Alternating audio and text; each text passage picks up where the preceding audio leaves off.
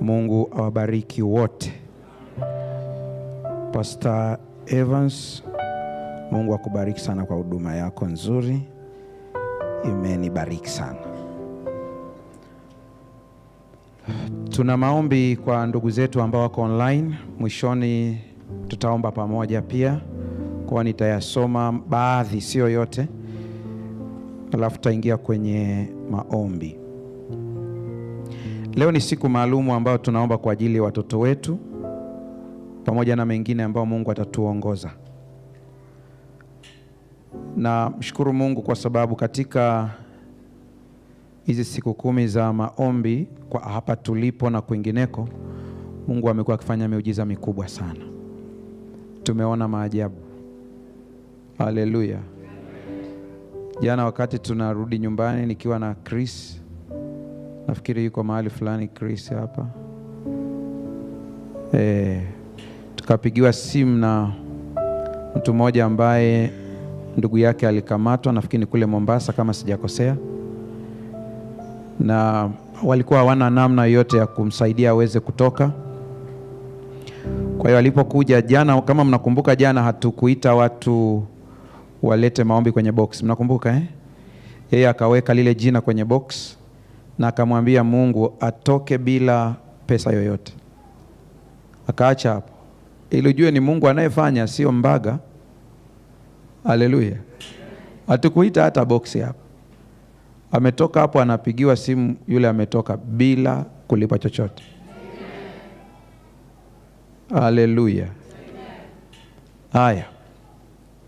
Leo yako mengi, naangalia machache tu. Kuna watu fulani walikuwa wamesubiri tukutane hapo. Wako hapa, wengine wamekaa. Mimi kama binadamu nina limitations. Mshike mkono jirani yako, mwambie umeelewa au bado? Anasemaje? Bado hajaelewa. Kuna mahali siwezi kufika. Ila Mungu anaweza. Haleluya. Kwa hiyo wakati pastor anawaambia njoni tuombe tuko pamoja, hawakujisikia vizuri, maana walitamani wazungumze na mchungaji. Na mimi nikamwambia njoni tuombe, maana anayetenda ni Mungu. Yaani hata kama usiponisimulia, hata ukinisimulia atakayetenda ni wewe. Tukashikana mikono. Wako hapa ni mashahidi. Mmoja hapo amefunguliwa mbele yao hapa. Pastor, it was less than a minute. Less than a minute. Haleluya. Yote anataka kuwaonyesha kuna mtu hatutaonana, lakini ukija ukikaa hapa utafuatilia kwa redio au television, kila kitu kinaisha. Kuna redio moja ambayo wanaungana nayo sana, inaitwa Safina. Nafikiri mnaifahamu. Watu wanasikiliza kule, wanapokea baraka zao. Ndugu zangu, ili kanisa kuweka siku 10 za maombi mwanzoni mwa mwaka ni ili tuanze mwaka na nguvu za kiroho. Amini, Mungu yuko katikati yetu. Haleluya. Na leo tunasimama mbele za Mungu kwa ajili ya watoto wetu, wazee wengine kwa ajili ya wajukuu zao. Ninawaambieni kutoka moyoni, naomba baada ya hapa, ili shetani asije akalitoa hili neno, rudia vipindi hivi, sikiliza tena, vikae akilini. Kama una mtoto, ndugu, jamaa yuko mbali na Mungu, ametanga mbali, anakunywa pombe, anavuta bangi, usikubali kumwachia shetani ndugu yako. Endelea kupambana mpaka kieleweke. Mchungaji mmoja kule Marekani, maarufu sana kwa television, maarufu duniani, yeye anahubiri maeneo mengi duniani, anazunguka, lakini mtoto wake mmoja aliingia kwenye masuala ya pombe na madawa kulevya. Mtoto wa mchungaji amemuita, anamuonya kila siku, mtoto asikii. Binti angekuwa mwanaume nafuu. Binti.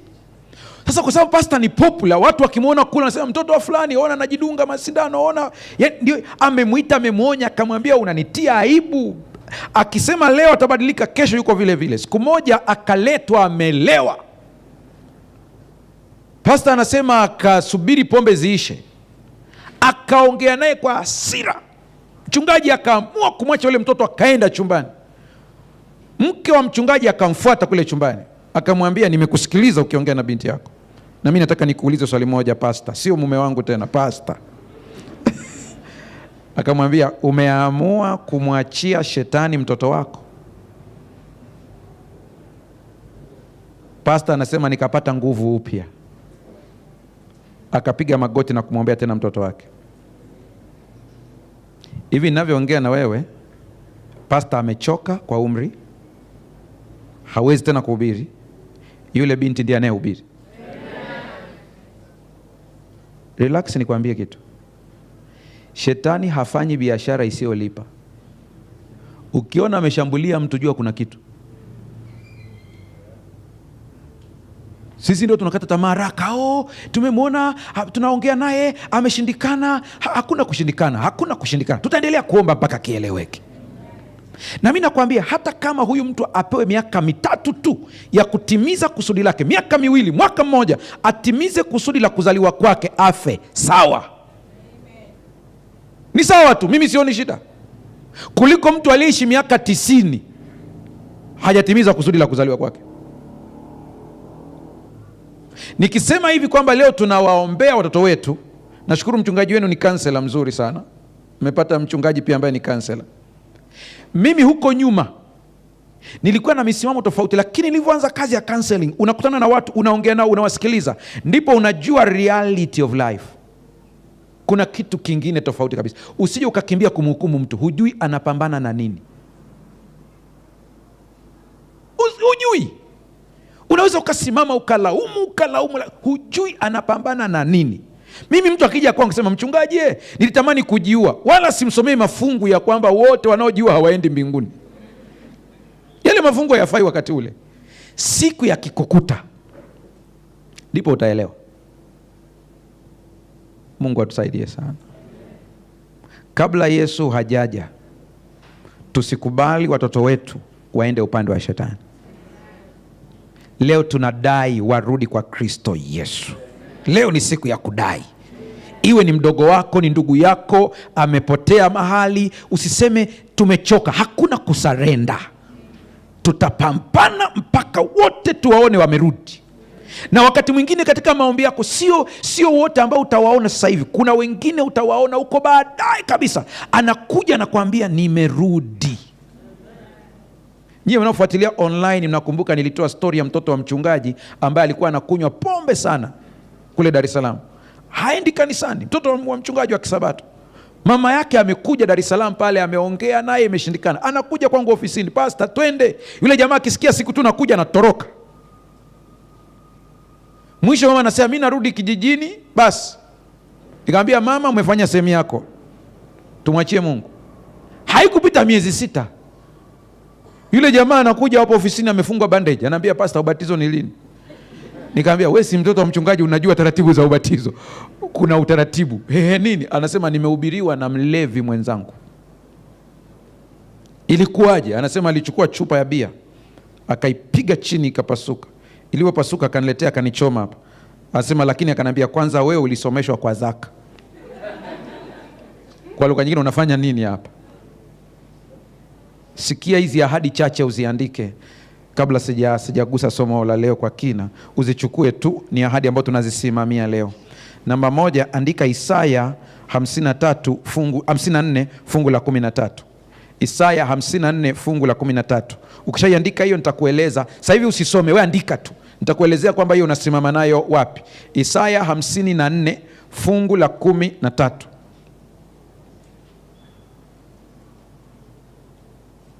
Na watoto wako wote watafundishwa na Bwana, na amani ya watoto wako itakuwa nyingi. Yaani kuna saa unaongea mpaka kichwa kinauma, watoto hawakuelewi. Utasema wapi hawaelewi? Usihangaike. Rudi kwenye hii ahadi, shikilia hiyo ahadi. Kile kitabu changu cha ahadi za Mungu ndio sasa hivi tupo kwenye process ya kukiweka kwa Kiingereza. Lakini kuna story moja Ellen White anaisimulia kwenye vitabu vyake ya mama ambaye alikuwa anahangaika kwa ajili ya mtoto wake. Anasema yule mama aliomba mpaka nguvu zilisha. Ellen White anasimulia, anasema yule mama akafungua Biblia, ikawa kila siku akihitaji kuomba, kwa vile maneno yameisha, akawa tu anaenda kwenye ahadi ya Mungu, anaweka kidole hapo. Anasema Mungu alikuwa hana option, ikabidi ajibu ombi. Haleluya, haleluya. Wakati Pastor Evans anaendesha kipindi hapa, alituongoza katika staili ya maombi ambayo tunaomba kusimama katika lile neno. Unasoma neno alafu unasimama kwenye hilo neno. Hii ni shule nyingine ambayo natakiwa tufundishwe tena waumini tena na tena. Kuna wakati maneno yako ya kibinadamu yanaisha, inakubidi usimamie neno.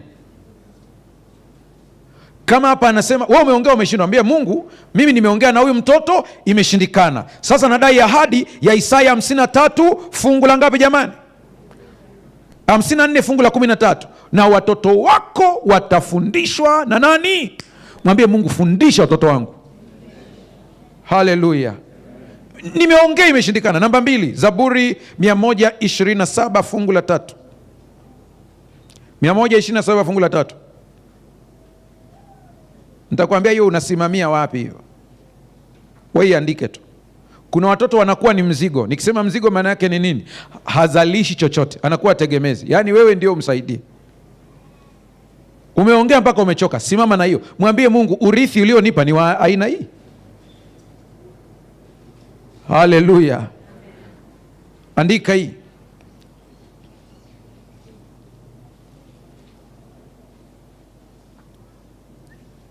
Mwanzo 18 fungu la 19. Mwanzo 18 fungu la 19. Kwa maana nimemjua yeye ya kuwa atawaamuru wanawe na nyumba yake baada yake wapate kushika njia ya Bwana, watende haki na hukumu. Hapa ni pale ambapo unakuta watoto wako uliwalea katika imani lakini wameacha imani. Na ndugu zangu, usichanganywe na maneno ya watu. Kama hutajua kufocus na Mungu, ukawa unasikiliza kila kitu watu wanasema juu yako, utapoteza mwelekeo. Watoto wako wakionekana na tabia mbaya, mara nyingi watu wamezoea kuwatukana au kuwaona wazazi hawakufanya kazi nzuri. Na kuna maandiko mengi mtayapata kwenye Biblia, lakini nikwambie, sio kila mtoto mwenye tabia mbaya hakulelewa vizuri.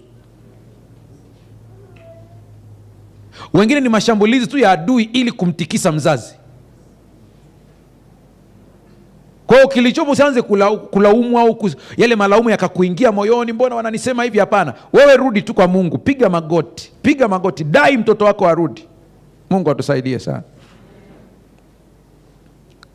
La mwisho kwa leo katika zile ahadi za kusimamia,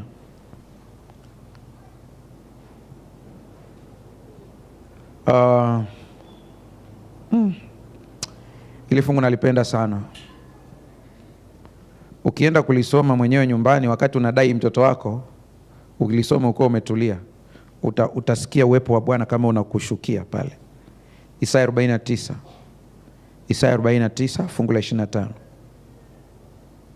Kwa maana Bwana asema hivi, hata mateka ya mtu mwenye nguvu yatachukuliwa, na mawindo ya mtu mwenye kutisha yataokolewa. Maana nitashindana na yeye ashindanaye nawe, nami nitawaokoa wana wako. Hey. Sijui wamewatamkia nini watoto wangu. Shida tukiwa kwenye hizi mimbari, tunaogopa kuongea ukweli wa maisha jinsi ulivyo. Kuna vitu naona kama vile tukivisema hapa tutaonekana hatuna imani sana. Lakini najua kuna watu huko katika familia zenu huko mnakotoka vijijini, kuna watu walipoona tu mawakala wa shetani, natumia nasema, anaweza tu akamwangalia mtu akasema huyu hawezi kufika popote, watoto wako hatafanikiwa. Na unaona kweli vile vitu kama vinatokea. Na ukiona vinatokea, badala ya kuchukua mamlaka ya kiroho, unaanza kulalamika, unaanza kuhuzunika. Unaanza kusema mimi nimewakosea nini? Mbona amenifanyia hivi kwa watoto wangu? Kwani mimi nimekula nini cha kwao mpaka afanye hivi? Hayo ni maneno ya watu ambao hawana nguvu za kiroho, hawamjui wanayemtumikia. Wametamka na vimetokea. Rudi kwenye Biblia, fungua hilo andiko. Mwambie Mungu, najua wewe una nguvu kuliko yoyote. Na kwa sababu una nguvu kuliko yoyote, hakuna neno baya ambalo limetamkwa kwa watoto wangu litatimia. Maana wewe una nguvu kuliko wote. Ukitamka hivyo, utaona nguvu ya Mungu ikifanya kazi. Haleluya. Mungu atusaidie sana. Naomba tusimame kidogo.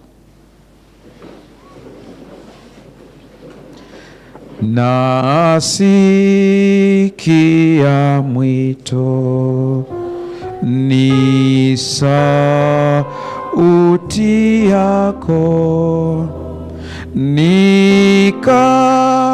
nikasafiwe kwa damu yakwa kwa. Imba chorus kama ombi. Nimesogea mtini pako, ni safi kwa damu yakwa kwako. Baba, tunapoingia sehemu ya mwisho ya ibada hii, ukawe na kila mmoja wetu sasa. Neno hili liwe hai, liwe jiwe lililochongwa, liingie na kujenga kitu kipya ndani ya mtoto wako. Lakini leo tukapokea tena shuhuda nyingi za watoto wako uliowaokoa. Watoto wetu, iwe ni wajukuu, iwe ni wadogo wetu, ndugu zetu, leo katika mimbari hii tunawaleta kwako. Wakati tukisoma tu hili neno, wakafunguliwe kule walipo. Hatutakubali ya kwamba shetani achukue yote katika watoto ambao wanatamkiwa jina la Yesu na kutukuza, maana unakwenda kutenda hata kabla hatujaomba. Kwa jina la Yesu Kristo tumeomba na kuamini, amen. Yoeli sura ya 2 fungu la 28 na 29. Yoeli sura ya 2 fungu la 28 na 29. Tunaingia sehemu ya mwisho ya kipindi ambacho jana tulianza. Baadaye, nasoma Kiswahili cha kisasa. Baadaye nitamimina roho yangu juu ya watu wote, watoto wenu wa kiume na wa kike watatabiri, wazee wenu wataota ndoto, na vijana wenu wataona maono. Hata juu ya watumishi wenu wanaume kwa wanawake nitaimimina roho yangu siku hizo. Kabla ya kuchambua baadhi ya mambo, ili fungu linaonyesha Mungu asiye na ubaguzi. Haleluya. Anamtumia yeyote anayemtaka. Zamani hizo kuna umri wa kijana ambao ukiongea mbele ya watu, wazee hawaamini kama Mungu anaweza akasema ndani yako. Lakini Mungu anasema mpaka vijana nitawatumia. Ukiwa mtumishi mjakazi, usingeweza kuongea kitu kwa bosi wako akakuelewa. Zama hizo Mungu anasema hata hao wajakazi wenu, house girls na house boys mlionao, mimi ninaweza kuweka roho yangu ndani yao na wakatamka maneno yangu. Haleluya. Ndio, mimi kwa macho yangu nimeshuhudia. Wakati nachunga Dar es Salaam, binti wa kazi alimleta bosi wake siku ya Jumatano. Bosi akapokea muujiza wake, bosi wake tukambatiza. Yule binti ni binti wa kazi wa kawaida. Yule mama alikiri mbele yangu kabisa, akasema, mchungaji, huyu binti tangu niwe naye hata hali ya hapo nyumbani kwangu ilibadilika, maana anajua kuomba. Kwa hiyo kuna cheo cha duniani, lakini kuna cheo cha rohoni. Tofauti kabisa, cha mbinguni kiko tofauti kabisa. Unaweza kumwona ni binti wa kazi, lakini mbinguni ni brigadier general. Haleluya. Wewe kumemchukulia kawaida tu. Wote wanatajwa katika ya makundi, lakini sikia mambo yafuatayo ambayo naamini kwamba atakusaidia, na kwa neema ya Mungu kuna mtu mmoja leo nitatumia ushuhuda wake. Naamini kwamba kama leo yupo atanyosha mkono, kama maana jana alikuwepo, ilikuwa nitumie jana. Mambo muhimu ya kuangalia. Mambo muhimu ya kuangalia. Watoto wenu wa kiume na wa kike watatabiri. Haleluya.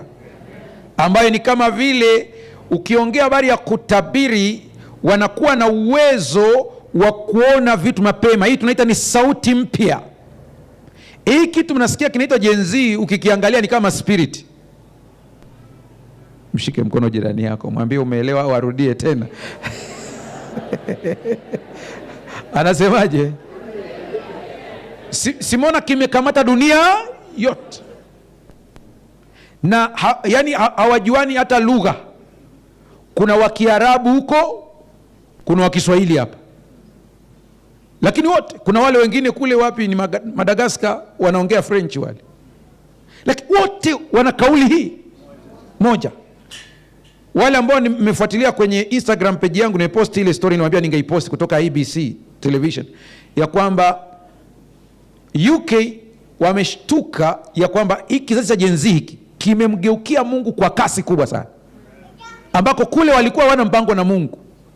Kuna Gen Z mwingine yuko hapa wanamgeukia Mungu kwa kasi kubwa sana. Nimewaambieni hivi, hawa vijana mnavyowaona hawa, siku yani wakijazwa na ile roho wa Mungu akiwa ndani yao, kwa uwezo walionao, wanaigeuza hii dunia. Wewe acha watu ambao wanaweza kuwasiliana na msiwajue, na waungane pamoja watoke nje, sio watu wa kawaida hao. Hii nguvu inatakiwa ibadilishwe kwa ajili ya ufalme.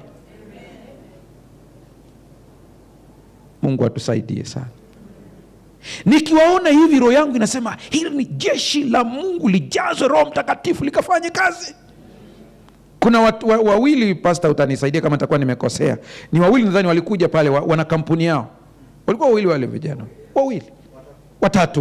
Nilivyoona wale nikasema, kama vijana katika umri huu wanaweza kumiliki kampuni hii, ndio tunataka igeuzwe kwa ajili ya ufalme wa Mungu. Hizi interneti zote ambazo wanaweza kuzitumia zigeuzwe kwa ajili ya ufalme wa Mungu. Kuna kijana mmoja hapa Kenya, naelezea tu kwa talenti yake. Ile talenti kama ikigeuka kuja kwenye ufalme itakavyokuwa na ushawishi mkubwa. Mnamfahamu, ametengeneza kikatuni chake kinaitwa Jonti. Kama nitakuwa nimekosea matamshi, ni Jonti au Jonte. Kanaongea tu hivi, yule jamaa anaongea nako tu hivi. Wangapi amaye kukaona? Watu mmoja. Mtaanza kukatafuta sasa kwenye mitandao sasa. Kamekuwa maarufu, akienda huko unamkuta yuko Nakuru, akishuka tu kwenye stand hivi, watu wote wakaona kale kajamaa, wanakafahamu, wanakafuata. Na nimemchunguza yule bwana, kale kajamaa kanaongea, kanakujibu maswali hapo hapo. Nikauliza, hii sauti inatoka wapi? Kumbe kuna namna anaongea hapa, alafu unafikiri ni kale kajamaa kanaongea. Hiyo ndio brain ya hiki kizazi. Hii kizazi kikibadilisha hiyo staili, kianze kuongea neno la Mungu. Vijana, niwaambieni, shetani anawaogopa kuliko mnavyomwogopa. Ndio maana anawahi mapema na banki, anawahi mapema na heroin, anawahi mapema na pombe, anawahi mapema ili aharibu nini? Brain. Maana jua hii akili ikiachwa kama ilivyo ni tishio. Mshoni kwa nini nikisema nawapenda sana vijana? Ni kwa sababu mimi nawaangalia katika sura nyingine, na waona kama jeshi la Mungu. Haleluya. Tanzania tuna shirika au niite wizara ambayo inahusika na masuala ya habari, control, wanaita TCRA. Baadhi ya watu wangu, marafiki zangu wa karibu, wanafanya kazi kule, wako hapo wengi. Mmoja wakana niambia, pastor, kuna siku YouTube channel yetu ilikuwa hacked. Wakanisaidia sana kurudisha na nini. Sasa mmoja akaniambia, anasema, unajua kwa nini tunatamani sana hii channel irudi? Akasema, tunaangalia content za kidini zenye uzito ni chache. Na ukitaka ujue kwamba media imetawaliwa na nguvu nyingine, inabidi tuwe na maamuzi kuvamia media. Sasa hivi usiwashe data. Ukiingia tu kwenye Instagram, ukaenda sehemu ya kusearch, utaona video zinazo trend. Ni mavideo ovyo tu, zenye maneno ya kimungu chache, za kuhesabu kabisa. Inakwambia jamii wakati inaangalia kitu gani. Njoo kwenye maudhui ya kidini pia. Ukiangalia kwa ambao wengi wameweka content, sio ukweli wa neno la Mungu, bali ni maoni yao.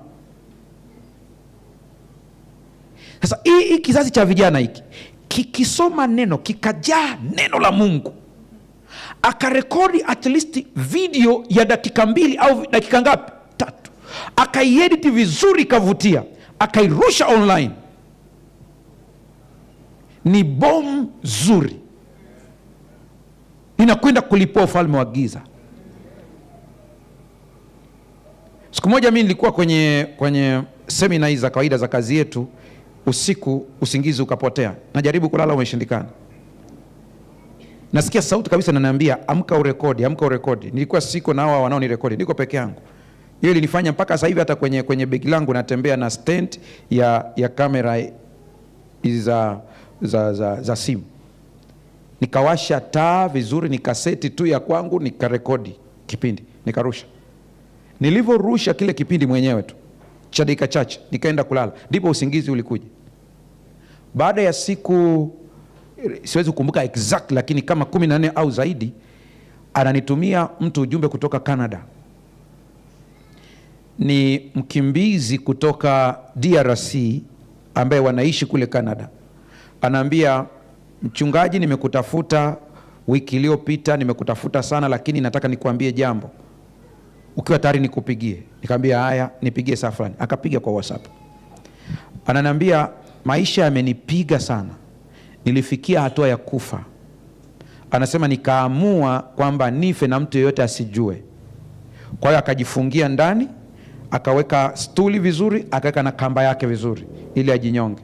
Ila akaamua kwamba wakati anakufa awe anasikiliza miziki ya Kongo. Kwa hiyo akaweka pale mziki unaendelea kupiga, next yuko pale ameshajifunga kamba yake na stuli iko chini, amebakia tu kufanya mziki unaendelea. Anasema wakati kuna mziki ukapigwa nao upenda, nikasema hapo utafuata mziki mwingine. Kwenye YouTube kwa ile next ambayo inakuwa automatic. Anasema iliyofika ile mziki mwingine, anasema utakuja huo. Nikasikia neno, kwa nini unataka kujinyonga? Nikasema wameniona. Anasema nikatoa ile kamba, nikashuka kuangalia simu yangu, nikakuona unaongea. Ndio hilo somo ambalo nimerekodi usiku. Anasema pastor, nilikata ile kamba na kumwambia Mungu nisamehe, maana nilijua thamani yangu.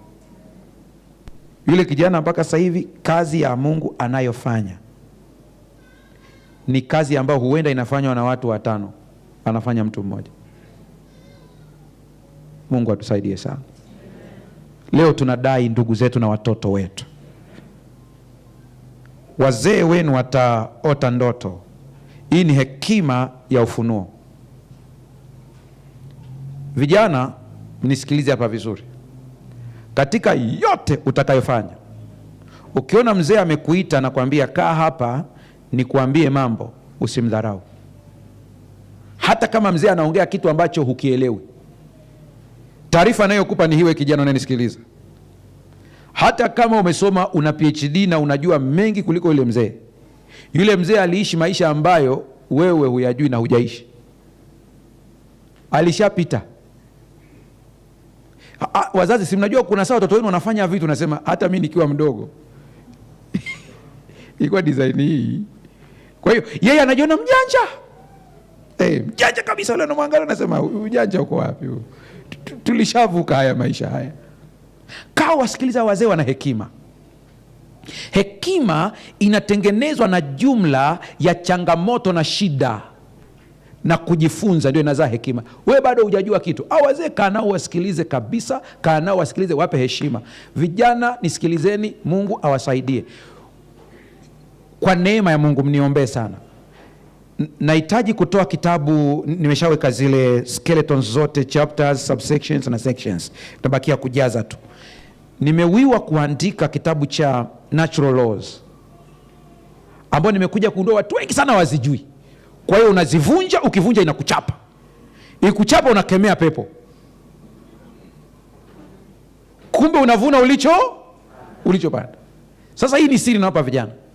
Kuna wakati unaona vitu haviendi kwenye maisha yako, unafanya biashara mambo hayaendi. Hii ni siri nakupa. Mtafute mzazi wako kama yuko hai. Kama hayuko hai, kuna wale wazazi ambao ni wazazi kwa mila za Kiafrika. Akiondoka mzazi wako anaambia utaangalia watoto. Si hivyo hivyo wote jamani, tuko sawa Mtafute huyo. Mpelekee kitu. Mpe zawadi, kama ni mama mpe kitenge, kama kuna nyumba yake inavuja ezeka ile nyumba. Fanya wakati mwingine kitu ambacho kitakuuma. kama vile unalipa deni gumu likume kabisa. Mfanyie yule. Ukishafanya, ukimaliza, mwambie neno moja tu, nibariki. Neno moja tumwambie, leo nimekuja. Usitake baraka kabla, fanya vyote umalize. Ukishamaliza tumwambie, nimaliza, mimi naondoka, narudi, naomba nibariki, mambo yangu hayaendi. Akikutamkia tu kwamba Bwana akubariki, akufanikishe, chukua hilo neno kama lilivyo. Kuna mtu akinitazama, lakini mchungaji, hiyo Biblia imeandikwa. Biblia iko wazi, waheshimu baba yako na mama yako upate heri. Heri maana yake ni baraka. Bado pasta, sijakuelewa. Ukikutana na Yakobo mbinguni umuulize, ulipataje baraka? Atakwambia, nilichinja nikampelekea mzee supu. Kitambo Esa wafike. Unajua na theolojia wanashindana kwenye hiyo hoja sana kwamba ilikuwaje. Na mimi niseme hivi, kiukweli kabisa, ukitazama ile kitu jinsi ilivyo, ni kama jamaa alifanya triki. Naongea na watu au na binadamu? Unasema hii triki inaweza ikatokeza kweli? Ndio. Relax, tuliza ubongo kidogo, usiwe na haraka. Nataka nikwambie kitu. Unafahamu andiko ambalo Yesu anasema wana wa ulimwengu huu katika kizazi chao wamekuwa na akili kuliko wana wa nuru.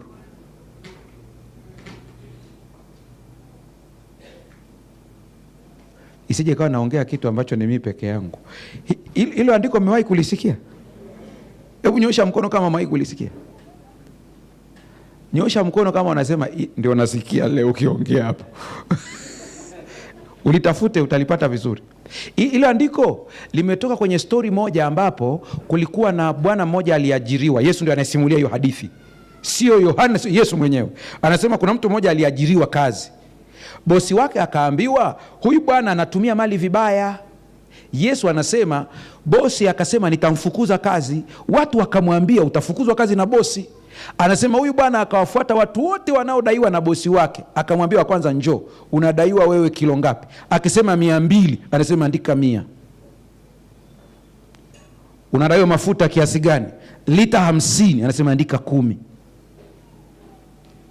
Anasema siku alipofukuzwa ile kazi, wale watu waliowatendea mema wakampokea.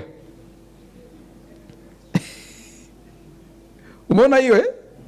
Yesu akasema, anaambia wanafunzi wake sasa, yaani kana kwamba anawashtua, hivi nyie mko vizuri hapa kichwani kweli? Akasema, haya, wana wa dunia wa ulimwengu kwa kizazi chao wamekuwa na akili kuliko wa kwangu. Wa kwangu, Yesu unasemaje? Wa kwangu hawajui kuna baraka kwa wazazi. Wapo tu.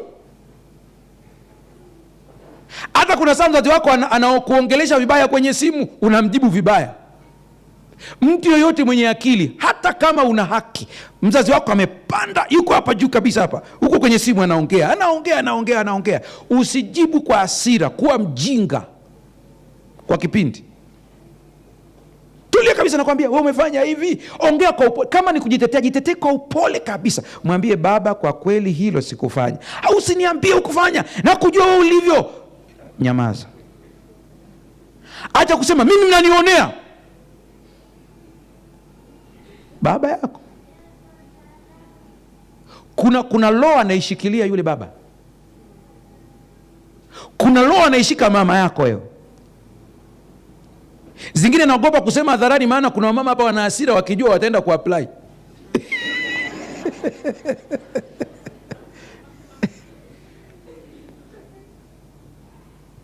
Mungu atusaidie sana. Ni kama vile kuna sheria moja katika hizi natural laws. Usiangalie Ten Commandments tu, ziko nyingi. Ellen White anasema they are so precise. Kuna moja ambayo inasema kwamba moja ya laana ambayo inaweza ikakupata wewe bila kujua kwamba inakupiga ni pale ambapo una ndugu yako na una pesa, akakuomba msaada, alafu ukaamua tu kuacha kumpa. Ni laana. Kuna mtu anasema ndio hivyo, Biblia iko hivyo.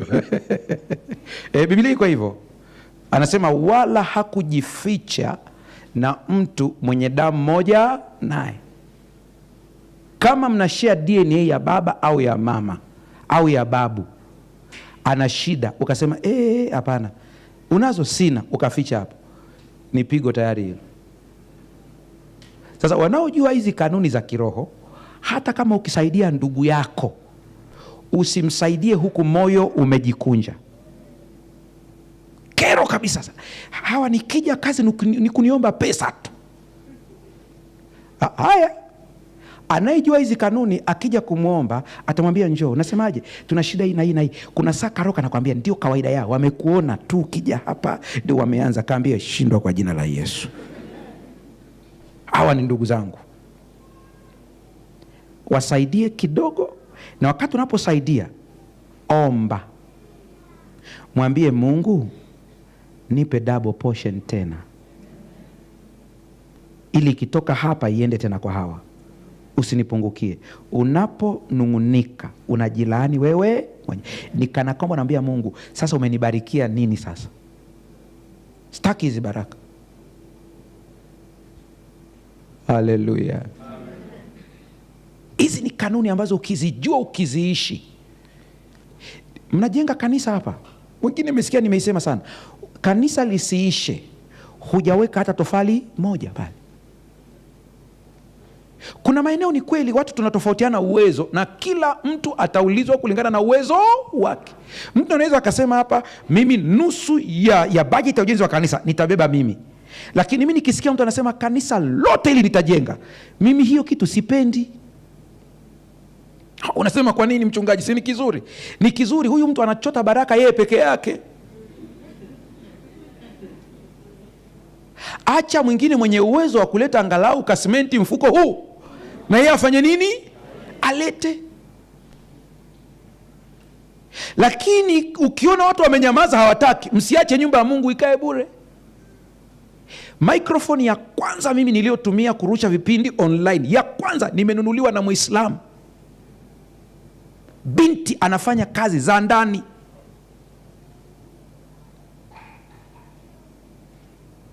Nilikutana naye wakati amekuja Dar es Salaam, ubatizo wake ulifanyika kwa namna fulani hivi, mnanielewa nikisema namna fulani hivi.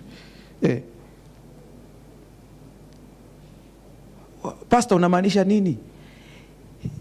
Nakwambia kijana mwenye nguvu, fanya haya ukiwa na nguvu. Zoezesha akili yako ijue kwamba wewe umeumbwa na Mungu, sio ili kila kitu kiwe chako, ili ni uwe baraka kwa watu wengine.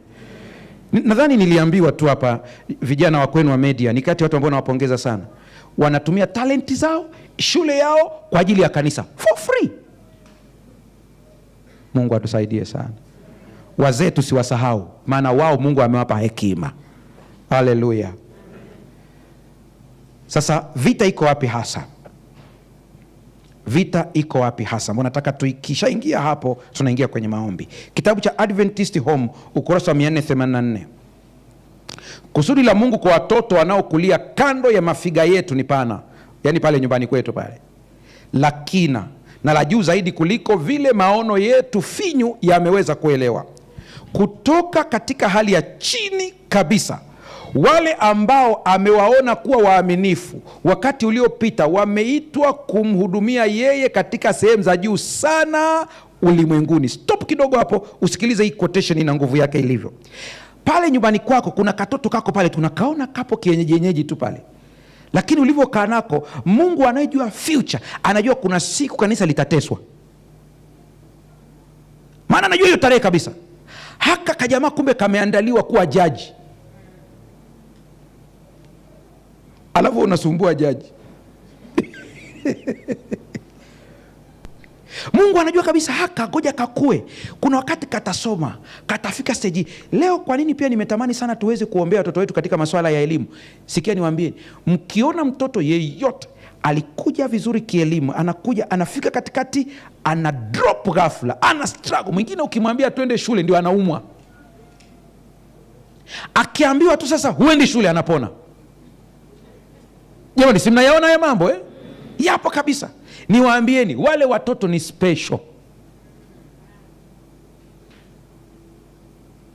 Pastor, sasa ina maana shetani anaweza akajua ya mbele kama Mungu. Shetani hajui ya mbele kama Mungu, ila anahisi.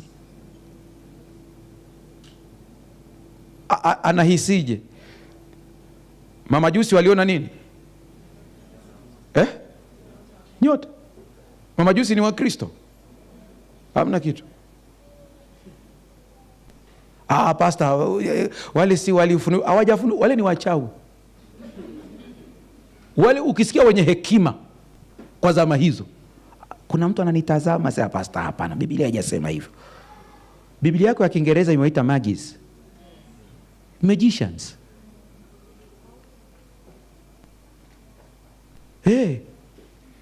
Ndio wale ambao wakati Musa naye anapiga ya kwake nao wakafanya nini? Ndio hao. Kuna vitu waliona wakasema wanazaliwa watu, lakini huyu wa leo huwa tukiwahisi mapema tunawazima. Lakini tumejaribu kuzima, imefanya nini? Imeshindikana. Huyu ni boss, twende tukampigie magoti. Kwenye makanisa huwa nawaambia kwamba mkiona mzazi mwenzenu pale kwenye kanisa ana mtoto wake ana struggle na elimu, amepima hospitalini, ugonjwa hakuna, mwingine anaanguka tu, kuna wengine anakuambia darasani haoni. Kanisa kupitia kamati ya maombi mnatakiwa mumuite yule mzazi na mtoto, mpange siku ya kufunga na kuomba kwa ajili ya yule mtoto. Yule mtoto hakuzaliwa kwa ajili ya ile familia, amezaliwa kwa ajili ya jamii. Nitakwambia vitu vichache ambavyo adui anatumia leo kuharibu watoto wetu, na Mungu atusaidie tuweze kuvishinda hivyo.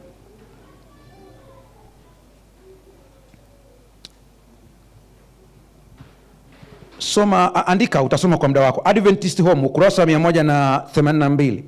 Katika hekima yake Bwana ameamuru kwamba familia iwe wakala mkuu kuliko wakala zote za elimu. Kuliko wakala ngapi jamani?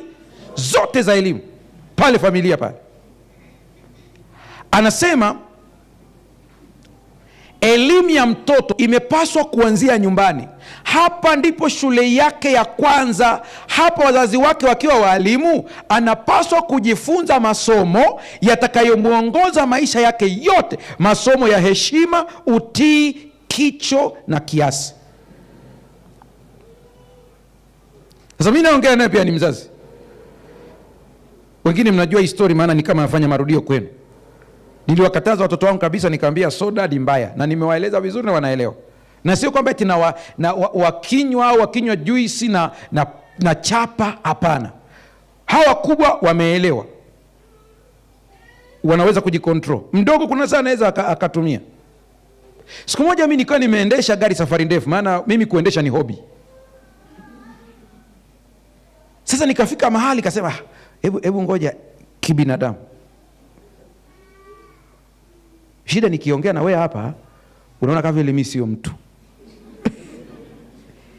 Nikasema ngoja nichukue kasoda ninywe, kanishtue kidogo, niendelee na nini na safari. Kumbe nimeenda tu kununua, wananchi wameona. Na wapo kwenye gari, wakakonyezana tu wenyewe.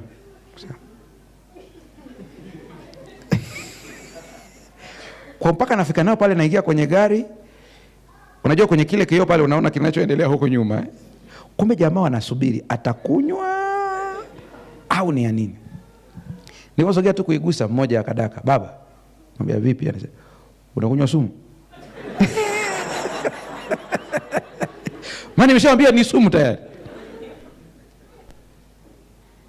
Leo hii ninavyoongea na wewe, kabla sijaja hapa, wakati nashuka na Mwai Chris hapa, huyu wa pili akaniwahi, akaniambia, baba, leo tumekula chakula kule shuleni, lakini niliona wameweka baga, wameweka chipsi, wameweka na nini, viko hapo. Nimeshangaa. Nikamwambia, kwa hiyo ukafanyaje? Asema, mimi nikakumbuka formula walionipa kwamba kuna njia nyingine, inabidi ule hivyo vitu, tanguliza mboga za majani. Kwa hiyo nimekuta kuna mboga za majani, anasema tena hapo shuleni hawazipiki, ziko kama mbichi mbichi. Nikasema hizi ndio zenyewe hizi. Asema nikapika mboga za kutosha, nimekula mboga za kutosha, niliposikia zimejaa nikasema hapa sasa hata baga ikiingia.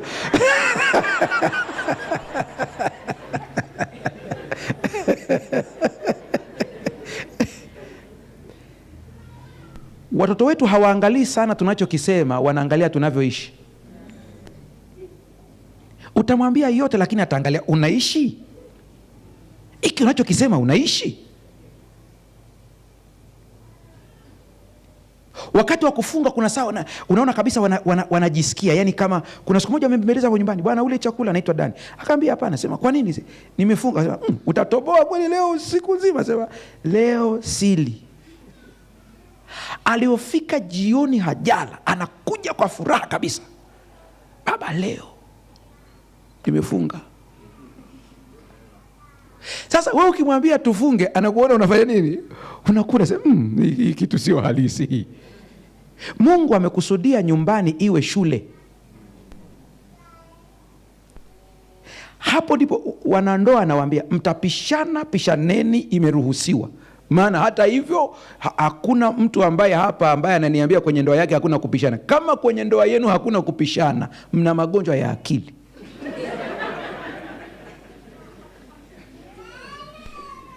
Haiwezekani nyinyi kila kitu, yani hakuna mwenye maoni tofauti. Kwa hiyo mzee akija tule githeri wiki nzima, sawa baba. Hakuna mtu ana challenge kwamba hivi. Hey. Kwani tusichanganye kidogo na kuna ile kitu ni pasta nilifungiwa jana, naipenda sana, inaitwaje? Nduma. Mimi ni mpenzi wa nduma sana. Kwani tusichanganye hata na hii kidogo? Lakini nasema hivi, zile kupishana, mnapopishana nyie, msipishane mbele ya watoto. Mmekosana huko. Sasa kuna watu wengine vichwa ngumu. Nakumbuka speech ya mzee Moi ya mwisho akiomba msamaha. Anasema Afrika ni ngumu. Yaani mmekosana huko ndani, unatoka umenuna mpaka watoto wanaona. Hapana. Kuna kitu unajenga pale hakitakiwi. Watoto wanatakiwa kujua ya kwamba nyumbani ni amani. Haleluya. Ukiona ukiwa umekaa na watoto wako hawawezi kuja na kukuchezea, wewe sio mzazi mzuri.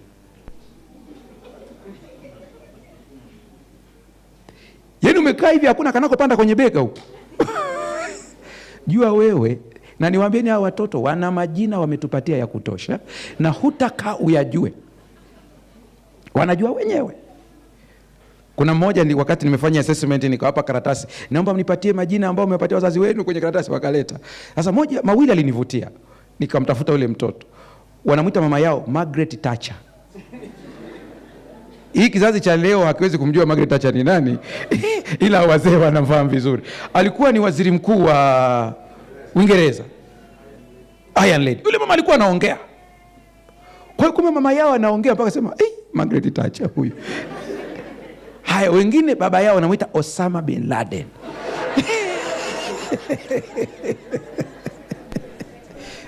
Asa kwa nini nimewaambia haya yote? Nisikilize vizuri. Mnajua hii generation ambayo tuko nayo, kuwa mzazi mwenye maadili na maelekezo, lakini the same time waache wawe huru kukuambia vitu. Maana wasipokuambia wewe watamwambia mtu mwingine, atawapotosha. Ukiona mtoto wako anakuja na kwambia baba, nimeanza kuvuta bangi, usihamaki. Hiyo ni bangi amekuambia umehamaki. Akikwambia na hiyo nyingine ambayo anafanya. Mwisho anasema hapa siendelee na story hapo. Lakini akiona anamwambia, umeanza lini? By the way, hawa watu wa saikolojia wanajua kwamba addiction yoyote ni majaribio ya kutatua tatizo la ndani. Kwa hiyo ukianza kupambana na hii ya juu kwanza, huyu mtu kuna kitu amemiss. Ndio sababu kwenye masomo yangu nilifundisha Jumatano kama miezi iliyopita, nikasema moja hapo kwamba tatizo, yani ukipata maumivu, usikimbie maumivu. Embrace the pain. Accept it. Ukiyasuppress maumivu, unajidai kuyasuppress, yatakuja kujitokeza kama kitu kingine uko mbele. Acha watoto wawe huru, wasogee karibu. Sio sifa kwamba mimi nikiingia ndani nikikaa, vyote vinaingia huko, vinakaa chumbani, hakiwezi kunisogelea hapa. Hiyo sio sifa. Nilimwona baba mmoja, video yake imetrendi sana mtandaoni, anatoka kazini, ile tu amekuja, nadhani watu walifuatilia ile story wakaamua kutengeneza content. Mtu mmoja anayeshoot akawa pale nyumbani kwake anasubiria kwa nje, ile baba anakuja na gari yake, truck inapaki, kabinti kakatoka kakakimbia, kadogo kanakimbia, dadi amechafuka, akakupatia kale katoto, akakupatia kamefurahi. Ile bwana akasema, nafanya kazi ngumu ya kuendesha matruck, nachoka. Asema, lakini siku nikikumbuka nikirudi nyumbani kuna huyu, napata nguvu mpya. Haleluya. Watoto wetu tuwafanye kuwa watu wa karibu, watuambie shida zao. Mmoja ambaye nilikuwa namsaidia kuachana na ushoga ni kijana mzuri, amekulia kanisani. Wakati namuuliza, ulitafuta msaada? Anasema ndio. Ulienda kwa nani wakati umejigundua unafanya matendo? Anasema, mama alinipeleka kwa kansela mmoja hapo Dar es Salaam, nikakutana naye. Amekusaidia, mmefikia hatua gani? Anasema, mama amenitoa kule kwa sababu yule kansela alikuwa anani encourage kuendelea.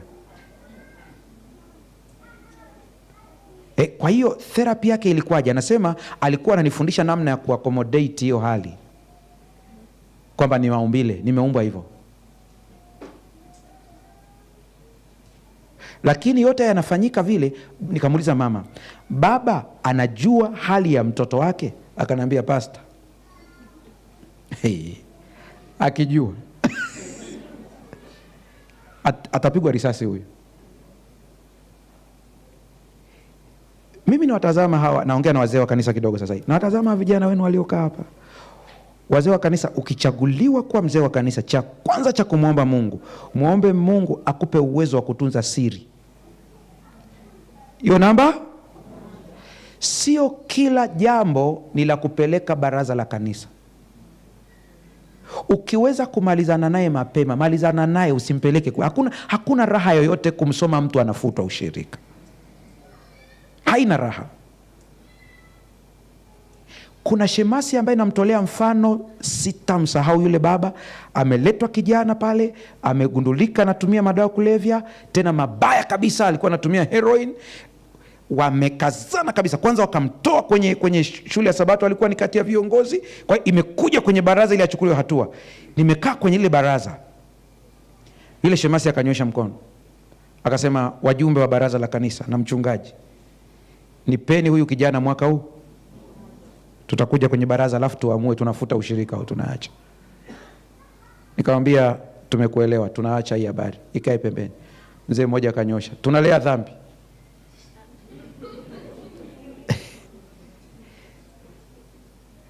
Sasa mimi baada ya kuona malumbano, nikapiga tu mkwara pale kwenye baraza, nikamwambia yeye, nikisikia historia kwamba inasambaa kwamba huyu kijana anatumia heroin, nikaisikia inasemwa huko, ninajua waliosambaza ni, tutafuatilia. Tukijua ni mjumbe wa baraza la kanisa, sisi ndiye tutamwanika, na tutamwanika mbele ya watu kwa lugha hii kwamba ametolewa kwenye baraza kwa kushindwa kutunza siri.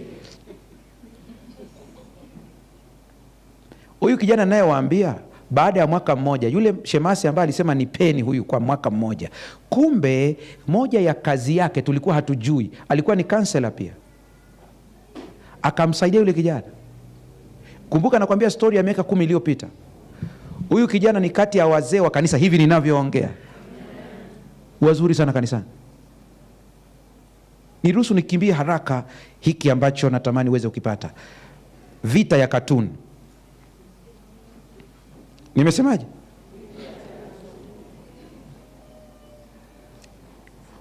Mkiangalia katuni ambazo watoto wetu wanaangalia zamani kabisa, natolea mfano wa mzee wangu hapa. Wao zile katuni za zamani za black and white za wakati ule, ukiangalia spidi yake ya zile katuni hazikuwa na spidi kubwa ya matukio, zinaenda kidogo. Za sasa hivi ni tukio linafanyika faster. Mkiangalia miziki, vijana ambao wanaangalia miziki hasa ya Kimarekani, hiyo hip hop na nini, R&B, ukiangalia ile video ya muziki ilivyotengenezwa, hawajakosea. Waliotengeneza wanajua psychology, ni watu wataalamu, wana akili nyingi sana. Mkiangalia ile miziki, video inakaa sekunde 2-3 imechange. Yaani kabla akili yako haija capture kwamba ni kitu gani, imechange haraka. Ikichange inaenda kwenye kitu kingine, inarudi kwenye kitu kingine, unakuta wako hapa, inaenda haraka mpaka colors. Nirudi kwenye katuni, rangi za katuni zimepangwa kimkakati ili kuharibu ubongo wa mtoto wako. Sasa wengine ambao wako busy, katuni ndio kubembeleza mtoto, kana sumbua, leta simu, haya endelea hapo, mimi nifanye kazi zangu. Kesho amekuwa mkubwa, kuna vitu anafanya vinatisha. Dr. Paul Porto de Mello ni kati ya watu ambao nawaheshimu katika hii sayansi ya ubongo. Mniruhusu nisome hiki kitu direct kwa lugha ya Kimombo alafu nitatafsiri. Anasema hivi,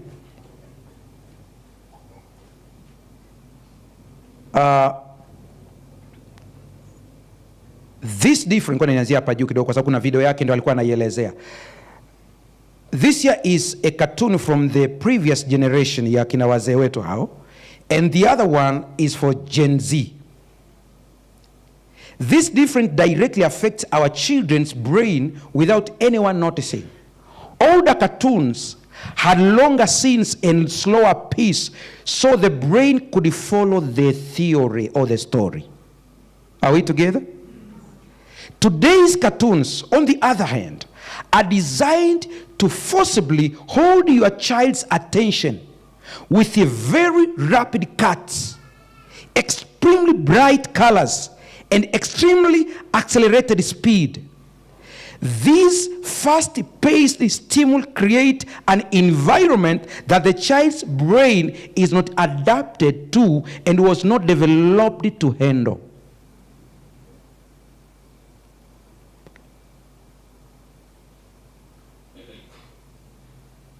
Hey.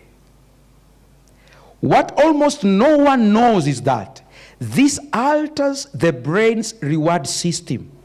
And this is far more serious and has many more consequences than you might imagine. When a cartoon changes scenes every 2 or 3 seconds, the brain releases a microburst of dopamine. And the more artificial this stimulation is, the less focus, less patience, lower tolerance for boredom, and less creativity the child will have. Are we together? Hey.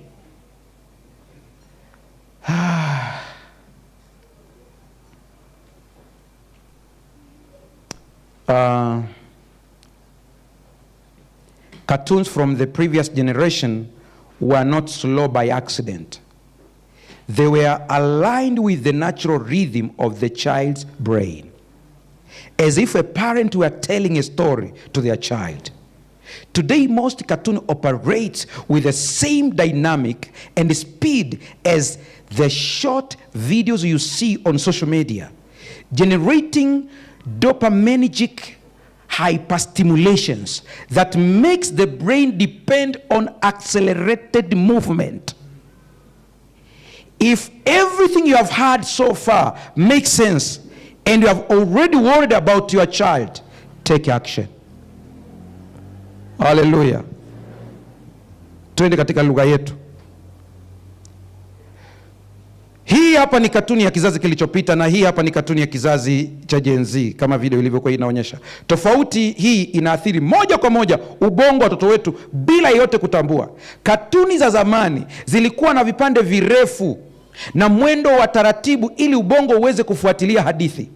Kinyume chake, katuni za leo zimetengenezwa ili kuteka na kushikilia umakini wa mtoto wako kwa nguvu kupitia mabadiliko ya haraka sana ya picha, rangi angavu mno na kasi iliyoongezwa kupita kiasi. Vichocheo hivi vyenye mwendo ukasi vinatengeneza mazingira ambayo ubongo wa mtoto haujazoea na wala haukuundwa kuyahimili. Kile ambacho karibu hakuna mtoto anayekijua ni kwamba hii inabadilisha mfumo wa tuzo wa ubongo. Nimejaribu kutafsiri neno reward system, siniite mfumo wa zawadi. Na mimi nimejitahidi jamani. na hili jambo ni zito zaidi, lina madhara mengi zaidi kuliko unavyoweza kufikiria. Katuni inapobadili picha kila baada ya sekunde 2 au 3, ubongo hutoa mlipuko mdogo wa dopamine. Hiyo ndo nilikosa Kiswahili chake kabisa.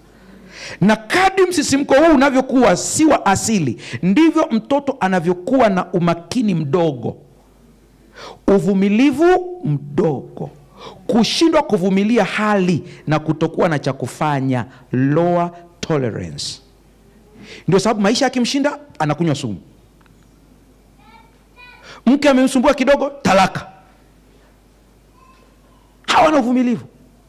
Sasa tufanyeje? Amesema tuchukue hatua. Hatua gani? Hatua gani? Wazazi, kabla ya kelele zote, ombea akili ya mtoto. Nimesema ombea akili ya nani? Ya mtoto. Anza kumtoa kwenye hivyo vikatuni taratibu. Shetani anachofanya kingine ni nini? Mungu atusaidie, ni kutufanya tuwe bize kiasi kwamba hatupati muda wa kucheza na watoto wetu. Uko bize, hakuna ule muda.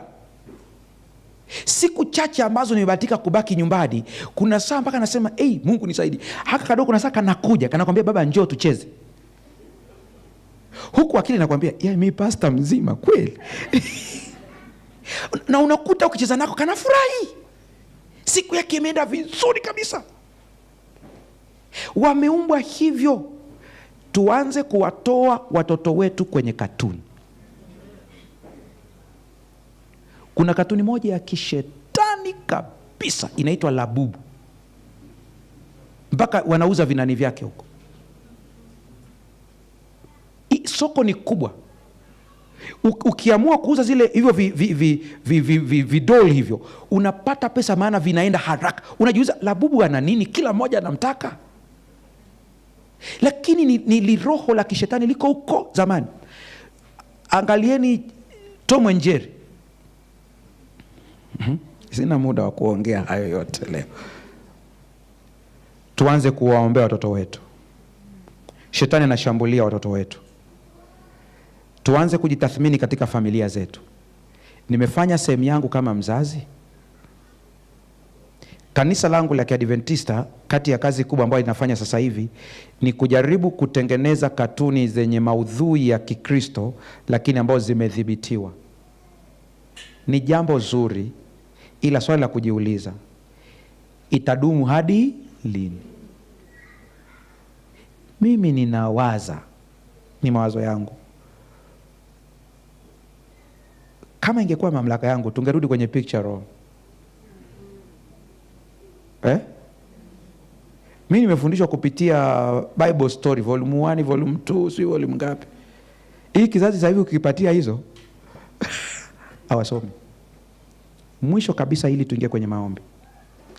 Kwa vile nyinyi Mungu amewapa neema ya kujua lugha, nendeni mkaangalie madhara ya juisi za viwandani kwa ubongo wa mtoto. Usimpe mtoto wako hicho kitu, ni target ya shetani kabisa. Mfundishe mtoto wako kula vyakula vya afya akiwa mdogo. Hizo ndumaa ambazo mnadharau mkiona kwamba ni za watu ambao zina nguvu kuliko mkate unaompa mtoto. Zina nguvu. Kuna kimoja nataka kusema, nataka sijui niseme sijui niache. Chapati.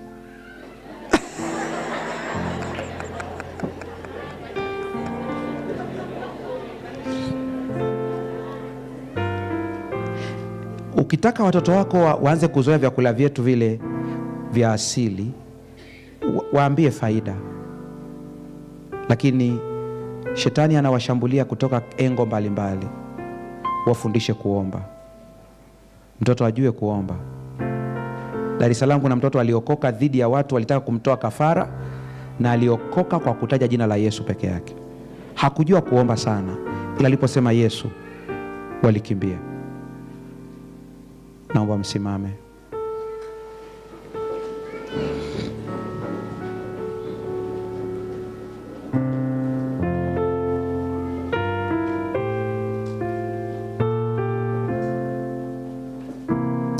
Naomba msimame hivyo hivyo.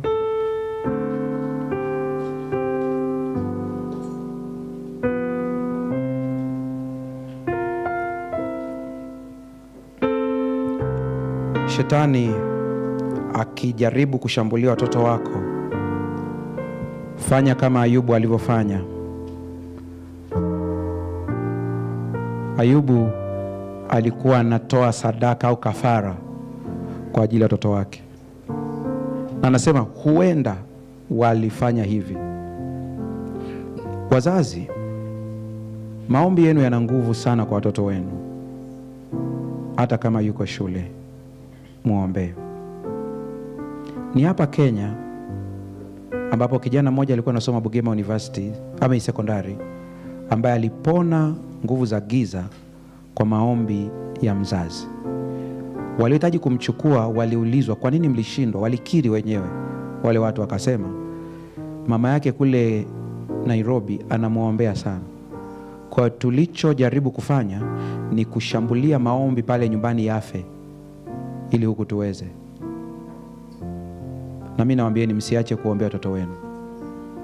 Msiache kuwataja kwa majina. Kuna siku Roho wa Mungu atakusukuma wakati unapomwombea. Usije ukapuuza hii sauti.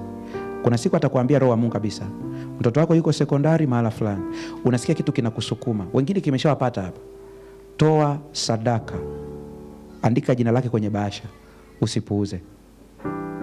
Kuna wakati Roho wa Mungu ataongea nawe kwa njia ya ndoto. Usipuuze. Kuna bwana yuko hapa. Zamani alikuwa anaota ndoto zinatokea hivyo hivyo.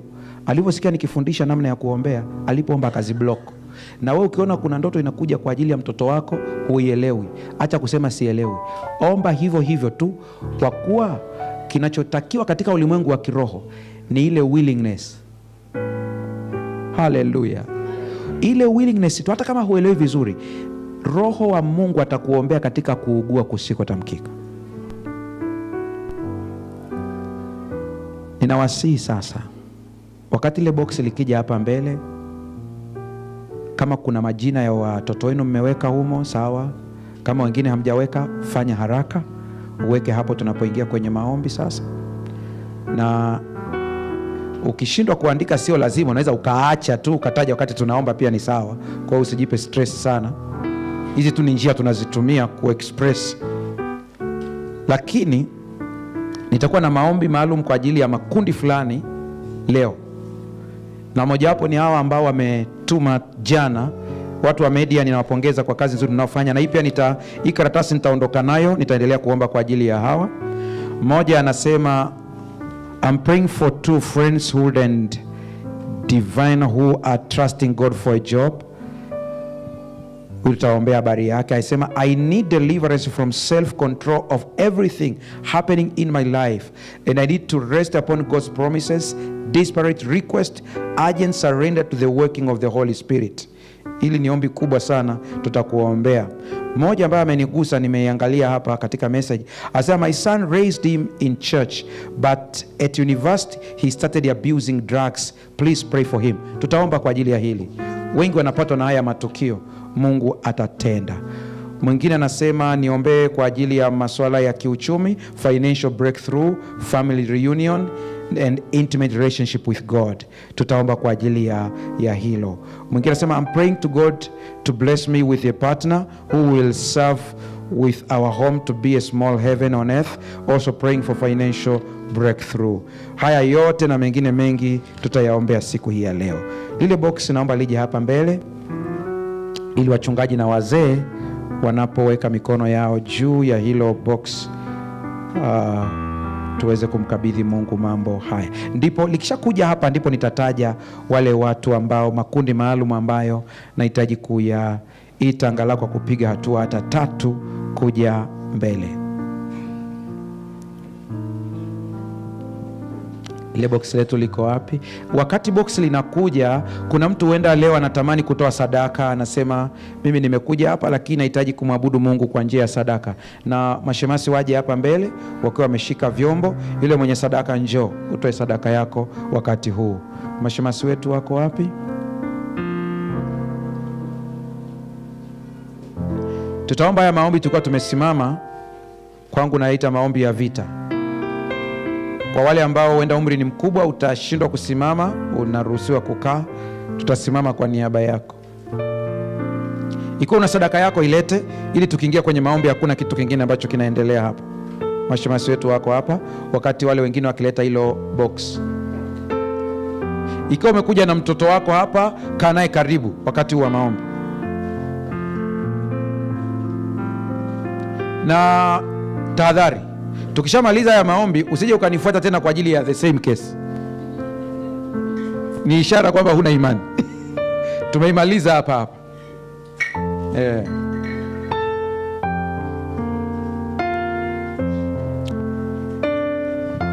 Fanya haraka uwezavyo.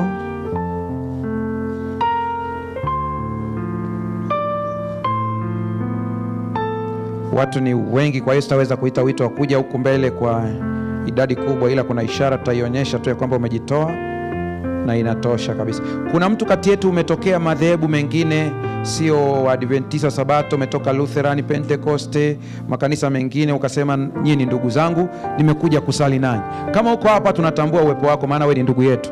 Nyosha mkono mahali ulipo kama yupo. Nyosha mkono mahali ulipo kama yupo. Ninaona vizuri kule, asante sana.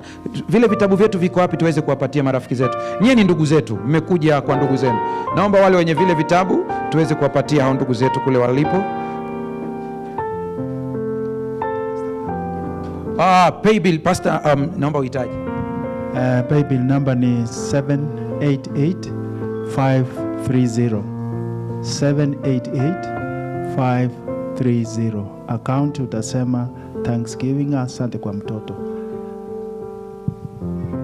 Asante Elda, asante sana. Wakati wale wa vitabu wanakuja, ninahitaji nione lile box la maombi, au bado watu wanaweka? Mashemasi tusaidie lije huku mbele lile box.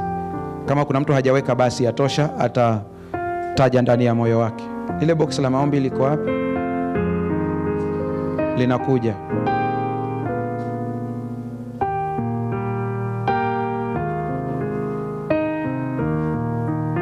Asante sana, litakuwa hapa, wazee wa kanisa watakuwa pale. Box la maombi, wale ambao wanahitaji kuweka maombi pale.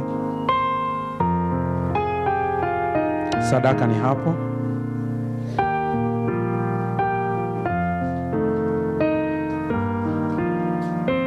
Vitabu, nyosha mkono mahali ulipo tukupatie kitabu. Kuna mmoja yuko pale, kuna wengine wako pale.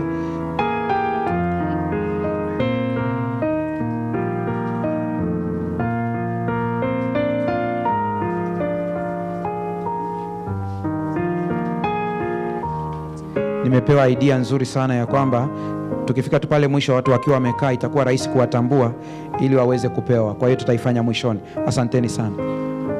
Asante sana. Na sasa wazee wanapokuja hapo, kuna watu ambao wanahitaji kuwa chache tu, wachache. Najua sio wengi sana, lakini wewe ni mzazi, uko hapa, mtoto wako anahangaika na masuala ya drugs, pombe, ameacha kanisa. Hebu sogea hapa mbele tu. Lakini ni mzazi huko hapa, sogea hapa mbele kwa ajili ya mtoto wako. Mnageuka huku kwangu, mtaniangalia mimi.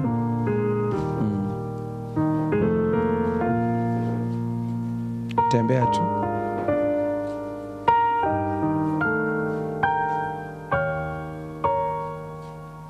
Inawezekana sio mtoto wako wa kuzaa, lakini ni mtoto kwa namna fulani. Njoo.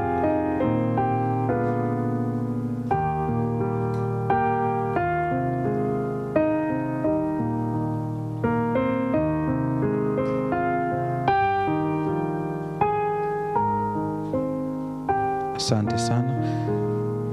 Wale wa umri mkubwa, ukijisikia kukaa unaruhusiwa, wala usiwe na shida yoyote, ila sisi wengine tutakuwa tumesimama wakati wa maombi haya. Pastor, wakati wa mchungaji Evans akiongoza kikosi cha wazee wazunguke hilo box, mchungaji ataanza kuomba. Mchungaji utaomba kwa ajili ya maombi yaliyopo kwenye box hilo hapo, lakini pia utaomba kwa ajili ya vijana ambao wanapambana na addiction. Ukiombea hayo mawili, mengine nitaendelea.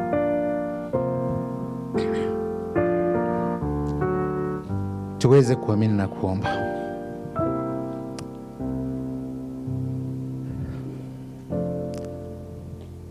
O gracious and loving Father, we are silent before your throne. We are bowing before your presence because you are worthy of praise and honor. Glory belongs to you. This evening, your manservant has spoken your word, including promises that we can point our fingers to and say, Lord, you've promised. We thank you because you keep your word to all those who come to you in faith. Lord, help our unbelief. And teach us, Lord, to believe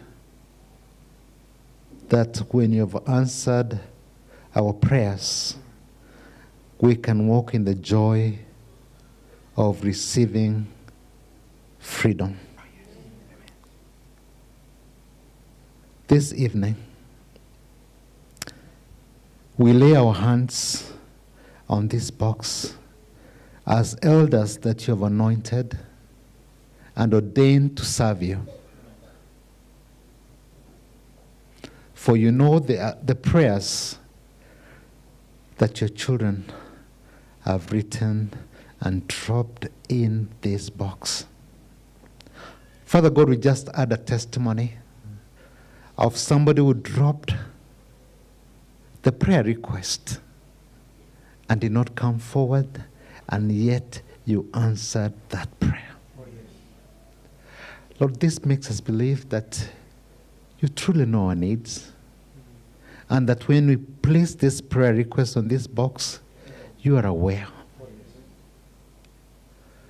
Today has been a day of prayer and fasting, and your children have denied themselves joys today, that they can come and pour their hearts to you, that we can come to you and cast our burdens before you.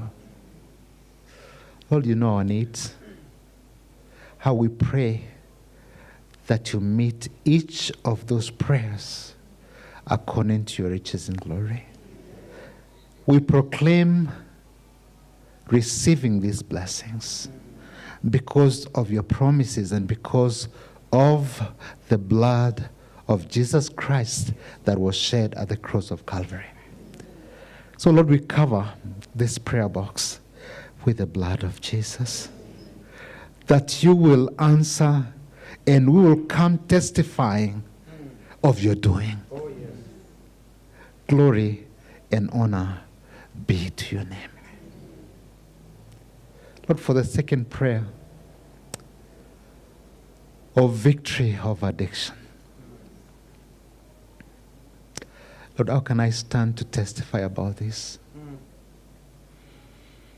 That, Lord, you have seen me through addiction. Amen. And today, as I stand to proclaim that you are able to heal us, I stand on your promise, Lord, that nothing is impossible with you. For you ask in the scriptures, is anything too hard for me? Humanly, Lord, we can come to a point where we feel like it is impossible. It is too hard. I pray, Lord, that you help our unbelief. When a parent steps forward to pray for their child, it is painful to look at the journey that they have walked. Lord, I pray not only for that child, but for that mother, for that father who has been, Lord, going through moments of pain, moments of worry, and sometimes, as Pastor said, even moments of guilt. Whether it's just something I did not do or it's just something that I did. All this, Lord, we are praying for your deliverance. We are praying that you may set them free.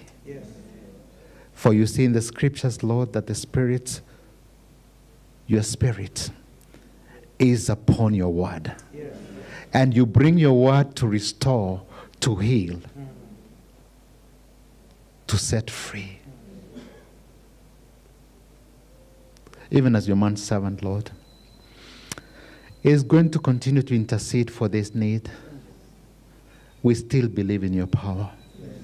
We believe in your healing. We believe in your deliverance, Father God. We believe in your peace that surpasses human understanding. We thank you, Lord, for hearing to our prayer and commanding your spirits, commanding your angels to attend to us. Glory and honor be yours forever and ever, in Jesus' name. Amen. Amen. Baba, saa imefika. Mtumishi wako ameomba tusamehe tulipokosea kama wazazi. Popote tuliposhindwa kuchukua hatua, tunaungama. Damu ya Yesu itusafishe. Na baada ya kusafishwa hivi, tunaleta watoto wetu mikononi mwako. Tunaleta wadogo zetu mikononi mwako. Tunaleta ndugu zetu, dada zetu, marafiki. Kila uliyesimama na kuja hapa mbele au unayefuatilia online, ndani ya moyo wako sasa taja majina. Taja majina ya wale. Taja tu ndani ya moyo. Mkabidhi mbele za Mungu. Baba, ahadi yako inasema watoto wako watafundishwa na Mungu. Ahadi yako inasema hata kama wametekwa nyara, utawarudisha. Ni nini imeteka nyara watoto wako? Warudi kwa jina la Yesu. Tunaye mfalme wa falme. Hajiri alichoka, akasema sitaki kumwona mtoto akifa. Lakini malaika akaja. Mtume malaika wako kwa ajili ya mtoto yule. Tuma malaika kwa ajili ya mtoto yule ambaye yuko baa sasa hivi anakunywa pombe. Tuma malaika kwa yule ambaye hivi tunavyoongea ameshika sigara. Tuma malaika wako kwa yule ambaye hivi tunavyoongea amekamatwa na kucheza michezo mibaya ya kamari, michezo mibaya ya kubahatisha. Tuma malaika. Baba, tunakuomba utume malaika. Tuma malaika. Yesu, tuma malaika. Malaika wa Bwana hufanya kituo. Wakafanya kituo.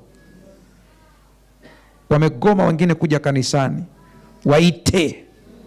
Waje kwa jina la Yesu.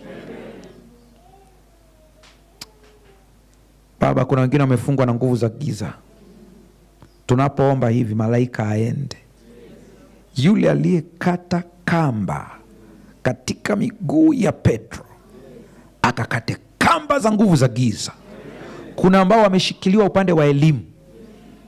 Wazazi wamehangaika, akienda shule mtoto anaumwa, akienda kufanya mitihani hafanyi vizuri, amedrop, na shetani anahitaji kumpa msongo yule mtoto. Leo tumeunganika kama kanisa, tukiomba kwa ajili ya watoto wote wanaohangaika kwa habari ya shule. Kuna mwingine shetani ameshindwa kumshambulia mtoto, amepiga uchumi wa mzazi ili ashindwe kulipa ada. Tunaomba kwa ajili ya hao wazazi wakafunguliwe kuanzia leo kwa jina la Yesu Kristo. Ninakutukuza mfalme, maana unakwenda kutenda maajabu. Lakini leo kuna wagonjwa pia wamekuja hapa. Kitendo cha kukanyaga kwenye hili kanisa, aache ugonjwa katika sakafu ya hili kanisa, aondoke akiwa amefunguliwa. Ninakutukuza maana hata leo tumeona miujiza. ukiwafungua watoto wako. Nasi tunatangaza kuna Mungu katika Israeli, kuna Mungu katika kanisa lako, yuko Mungu anayetenda hadi sasa. Wanaporudi nyumbani, wapatie safari nzuri, waondolee changamoto za barabarani, wakafike kwa usalama. Kesho utulete tena katika madhabahu hii, tukasikie sauti, tukaombe pamoja, tukafunguliwe pamoja. Kwa jina la Yesu Kristo tumeomba na kuamini, amen.